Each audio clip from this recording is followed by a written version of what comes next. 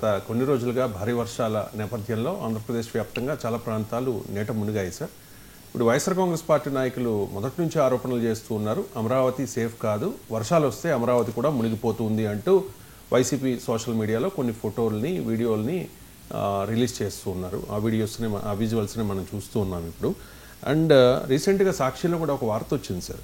గుంటూరు నుంచి రాజధానికి రాకపోకలు బంద్ అయ్యాయి.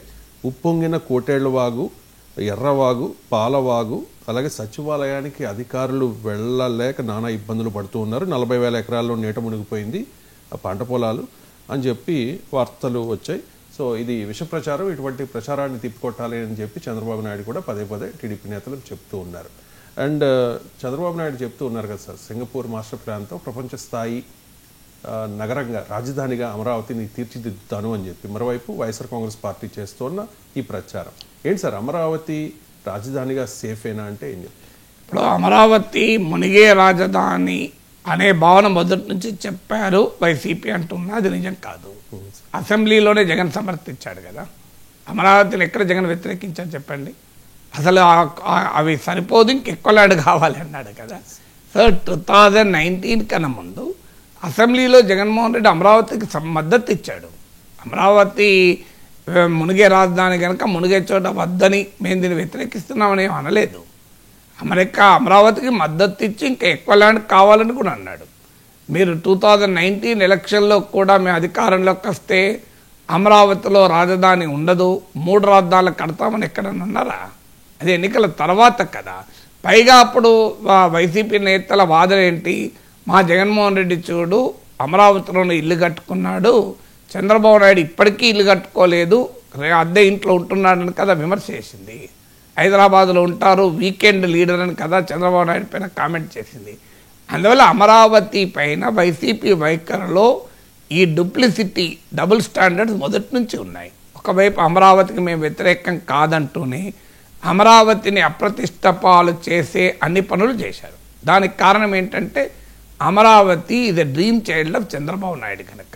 అంటే అమరావతిలో అభివృద్ధి జరిగినా ఏం జరిగినా అది చంద్రబాబు నాయుడు రాజకీయ ఖాతాలో పడుతుంది కనుక అమరావతికి వైసీపీ వ్యతిరేకం. వాళ్ళ రాజకీయ వ్యూహంలో ఉన్న పెద్ద పొరపాటు అది. ఎందుకంటే కొన్ని అంశాల విషయంలో రాజకీయాలకు అతీతంగా ఉండాలి. నిజమే, ఇప్పుడు ఫ్లడ్ థ్రెట్ ఉంది అమరావతికి అనే సాంకేతిక అంశంపైనే అమరావతిని వ్యతిరేకిస్తుంటే ఒకవేళ రాజధానికి కాదు అయినా వరదలు రావద్దు కదా. మరి 5 ఏళ్ళు వైసీపీ అధికారంలో ఉంది, అక్కడే తాడేపల్లిలోనే జగన్ ఇల్లుంది, కార్యాలయం ఉంది కదా. మరి 5 ఏళ్ళు తాము అధికారంలో ఉన్న సమయంలో అమరావతి ప్రాంతానికి వరదలు రాకుండా ఏ చర్యలు తీసుకున్నాడు జగన్మోహన్ రెడ్డి ప్రభుత్వం? అంటే రాజధాని ఉన్నా లేకపోయినా వరదలు రావద్దు, రాజధాని ఉన్నా లేదు కనుక వరదలు మునగచ్చ పొలాలు, రాజధాని లేనంత మాత్రాన పొలాలు మునగకూడదు కదా, పంటలు దెబ్బతినద్దు కదా.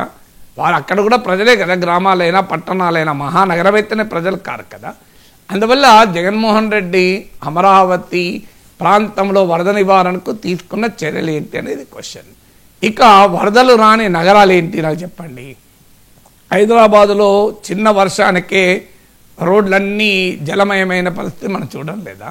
ఒక హైదరాబాద్కి ఏంటి, గుర్గాంకు వరదలు, ఢిల్లీకి, ముంబైకి వరదలు, ఇలా మనం చెన్నైకి వరదలు వచ్చి చెన్నైలో ప్రజా జీవితమే 3 రోజుల పాటు ఆగిపోయిన పరిస్థితులు మనం చూడలేదా? So floods are not uncommon to cities. అందువల్ల అమరావతి పైన వరదలు వస్తాయి అనే యాంగిల్లో అటాక్ చేయడం అనేది కరెక్ట్ కాదు. అయినా ఇది అమరావతి పైన ఐసోలేటెడ్ అటాక్ ఏం కాదు కదా. అమరావతిలో వేశ్యల రాజధాని అని ఒక దుర్మార్గమైన వ్యాఖ్యలు చేసిన విషయం చూసాం. అమరావతి శ్మశానం అంటూ బొత్స సత్యనారాయణ వ్యాఖ్యలు చూసాం. అమరావతిలో 5 ఏళ్ల పాటు చెట్లు చేమలు పెరిగే పరిస్థితి తీసుకొచ్చింది చూసాం. అమరావతి కమ్మ కులస్తుల రాజధాని అని ఒక కులానికి ఆపాదించి అటాక్ చేయడం చూసాం. లక్షల కోట్లు అమరావతిలోనే పెట్టి రాష్ట్రాన్ని అన్యాయం చేస్తామా అని Amaravati versus rest of Andhra మధ్య ఘర్షణకు ప్రయత్నం చూసాం. ఇవన్నీ చూసిన తర్వాత ఇప్పుడు వరదలు వస్తున్నాయని చెప్పడం నిజంగానే ఒక సాంకేతిక పరమైన వాదన అవుతుందా అనేది క్వశ్చన్. అందువల్ల దీన్ని ఐసోలేటెడ్గా చూడకూడదు కదా, ఒక ఓవరాల్ పొలిటికల్ కాంటెక్స్ట్లో చూడాలి. ఆ ఓవరాల్ పొలిటికల్ కాంటెక్స్ట్ ఏంటి? అమరావతి పట్ల వైసీపీకున్న తీవ్రమైన వ్యతిరేకత.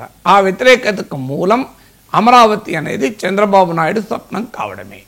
సో అందువల్ల రాజకీయ కారణాల రీత్యా అమరావతి పట్ల వైసీపీ తీవ్ర వ్యతిరేకతను కలిగి ఉంది కనుక దాని కంటిన్యూటీలో ఈ వరదలనే ప్రచారం తప్ప నిజంగా సాంకేతికపరమైన అంశమే అయితే అమరావతికి వరద నివారణకి ఏం చేయాలి, దానికి ఉన్న ప్లాన్ ఏంటి, కొండవీటి వాక్కు కట్టడి చేయగలిగితే ఆ వరద ఆపి దాన్నే అమరావతి నీటి అవసరాలకు ఒక వరప్రదాయనిగా వాడుకోవచ్చా?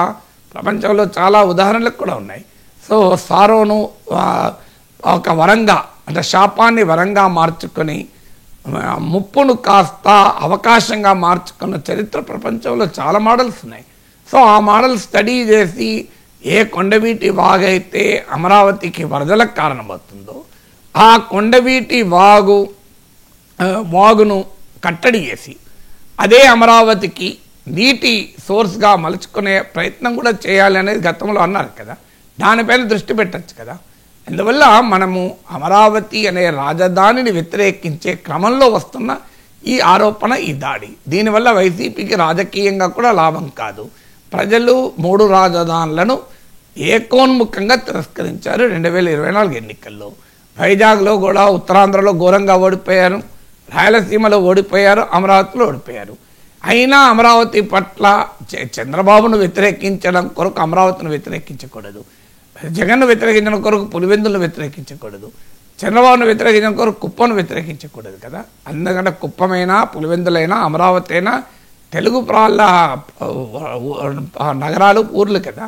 అందువల్ల అమరావతి అనే రాజధాని పైన వైసీపీ ఎంత త్వరగా తన వ్యతిరేకత వదులుకుంటే అది ఆ పార్టీకి మంచిది, ఆంధ్రప్రదేశ్కి మంచిది. ఇంకా ఇంత రాజకీయ ఓటమి తర్వాత కూడా అమరావతి పైన అక్కస్ ఎందుకు, అమరావతి పైన దుష్ప్రచారం ఎందుకు?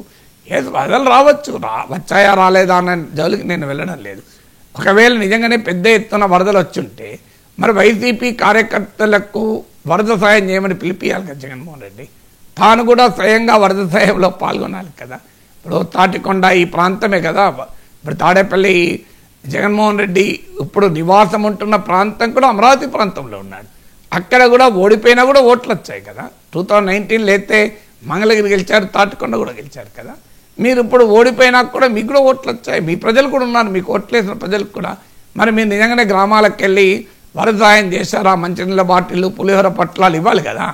ఇచ్చారా? మరి నిజంగానే వరదలు వచ్చుంటే అదేది చేయకుండా, వరద సాయాన్ని పిలిపియకుండా అక్కడ మునిగిన పొలాలు ఏమున్నాయి నీకు? కాస్తంత హైదరాబాద్లో రోడ్లే మునుగుతున్నప్పుడు పొలాలు మునిగా. అందులో మీకు హైదరాబాద్లో నగరంలో డ్రైనేజ్ వ్యవస్థ ఉంటుంది, పొలాల్లో మనకు అందరికీ తెలుసు డ్రైనేజ్ వ్యవస్థ ఎలా ఉంటుందో. సో అందువల్ల వాటర్ వస్తే మునిగే అవకాశం ఉంటుంది. దానికి పరిష్కారాలు వెతుక్కోవాలి తప్ప సో ఆ చరిత్రలో ఒక థ్రెట్ను ఆపర్చునిటీగా మార్చుకోవాలి, ప్రమాదాన్ని అవకాశంగా మార్చుకోవాలి, బలహీనతను బలంగా మార్చుకోవాలి తప్ప అమరావతి పైన ఆ రకమైన వ్యతిరేక వైఖరి వల్ల రాజకీయంగా జగన్మోహన్ రెడ్డికి ఉపయోగం ఉండదు, రాష్ట్రానికి ప్రయోజనం ఉండదు.